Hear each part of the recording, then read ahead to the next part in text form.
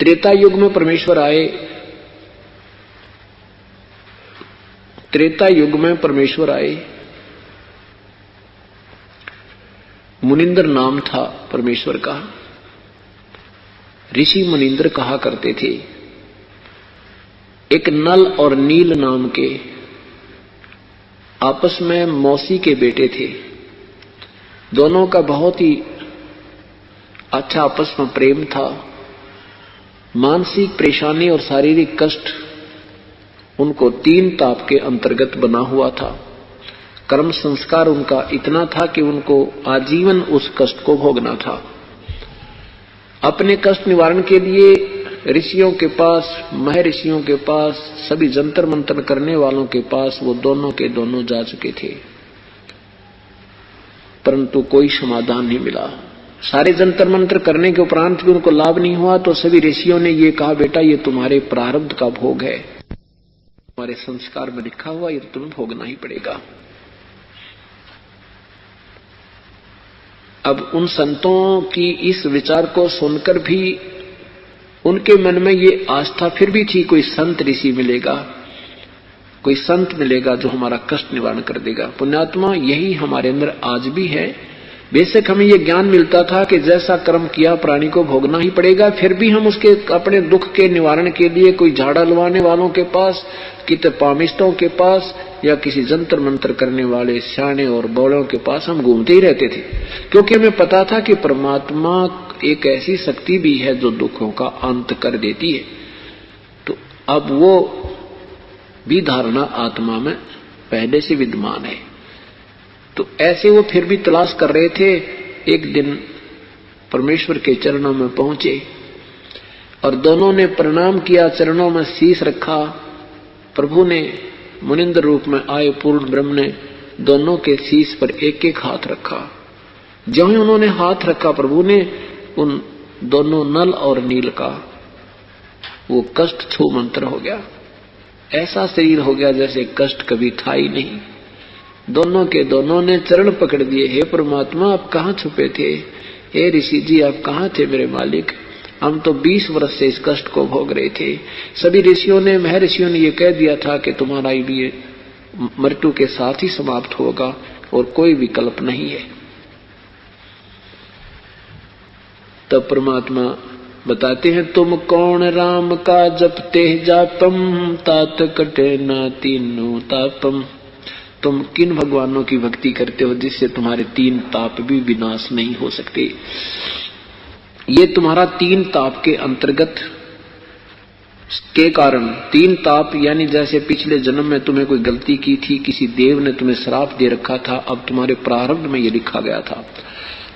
ये पूर्ण संत के बिना ये समाप्त नहीं हो सकता, पूर्ण परमात्मा के उपासक बिना। अब अपने आप को गुप्त करके परमात्मा वहां कह रहे हैं कि मैं उसी का नुमाइंदा बनकर आया हूं। अब जब दुख दूर हो गया तो कुछ भी कहे वही मानना होगा कि हाँ प्रभु, हाँ प्रभु, बिल्कुल सही मेरे दाता, इस संसार पर कोई संत नहीं है, कोई ऋषि नहीं है, आप पूर्ण ब्रह्म हो, आप सर्वशक्तिमान हो।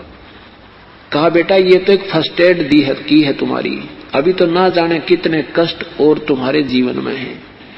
उनके लिए मैं विधि बताऊंगा, ऐसे आप कीजिएगा, आपका इस जीवन में भी आनंद कल्याण होगा और मृत्यु के उपरांत आप सतलोक से ले जाओगे, फिर कभी जन्म मृत्यु नहीं होगी।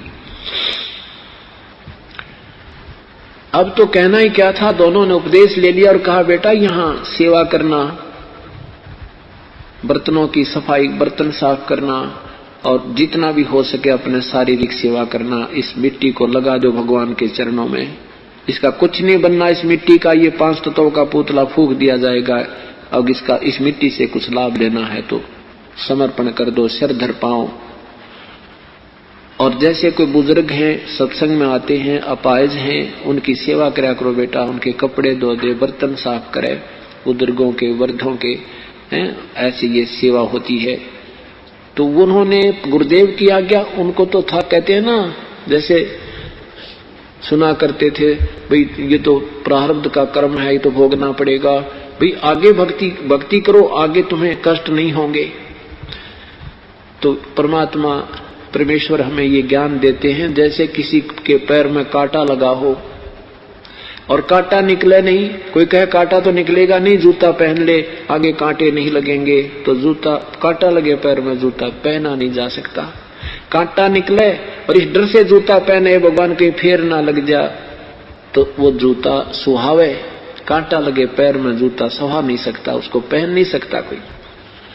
तो परमात्मा ने वो कांटा निकाला और कहा बेटा अगर आगे गलती कर दोगे तो तुम्हें ये भयंकर कष्ट फिर भी हो सकता है। इस डर से फिर राम नाम का जूता मर्यादावत पहन लिया।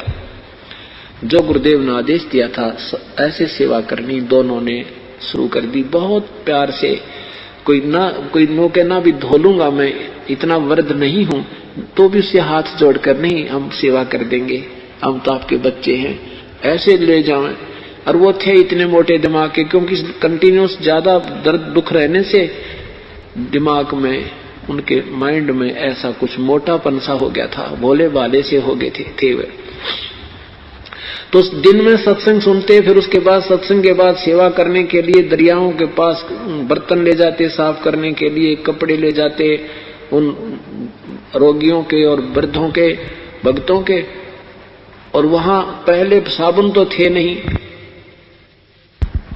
पहले पानी में भिगोया करते थे काफी समय ताकि वो मैल छोड़ दे, पात्रों को भी, बर्तनों को भी, कपड़ों को भी। तो ऐसे वो दरिया के किनारे पर जाकर के थोड़ा पानी जहां होता था वहां बर्तन उनको डबो देते थे, भिगो देते थे, बर्तनों को भी, कपड़ों को भी, और बैठ जाते वृक्ष के नीचे और सत्संग में सुने हुई बातों पर विचार विमर्श करते थे। आज सतगुरुदेव ने ऐसे बताया, ओहो बिल्कुल ऐसा ज्ञान तो भाई कहीं सुना नहीं नील।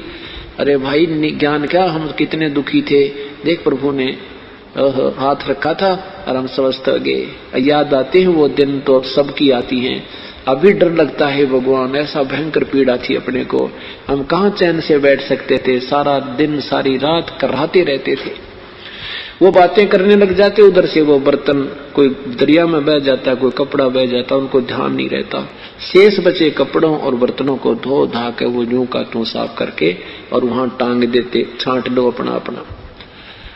अब वो भक्त जाते, उनका किसी का लंगोटा नहीं, किसी का लोटा नहीं, किसी का कमीज नहीं, तो किसी की धोती नहीं। वो कहते भाई हमारी धोती कहाँ गई? वो कहता मेरा पानी का पात्र था वो पता नहीं कहाँ गया।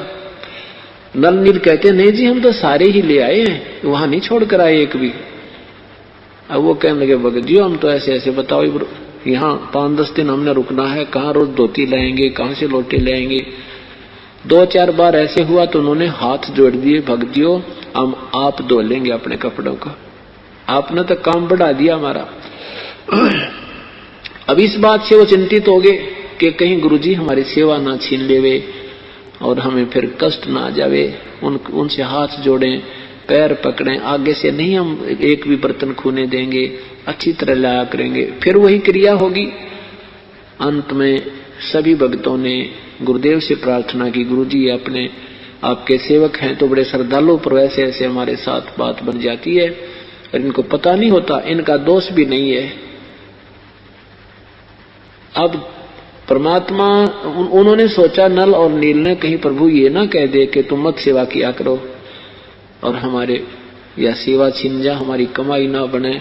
इस डर से पहले ही चरणों में गिर गए, प्रभु हमारी सेवा ना छीनना मेरे दाता, आगे बिल्कुल सावधान रहेंगे। कान पकड़ के दोनों खड़े हो गए, रोने लग गया, आंखों में आंसू भर आए। और भगत कहने लगे जी हर बार ऐसे ही ड्रामा करते हैं, ये हमने बहुत बार कह लिया और ये इनके भी ये बस की बात नहीं बेचारों के। तो परमेश्वर ने दोनों तरफ की बात सुनकर कहा भाई कोई बात नहीं, सेवा करो बेटा, पर आज से मैं तुम्हें आशीर्वाद देता हूं, तुम्हारे हाथ से कोई बर्तन, लोहा, पत्थर, कुछ भी, कपड़ा किसी प्रकार का भी क्यों ना हो, पानी में तैरता रहेगा, डूबेगा नहीं।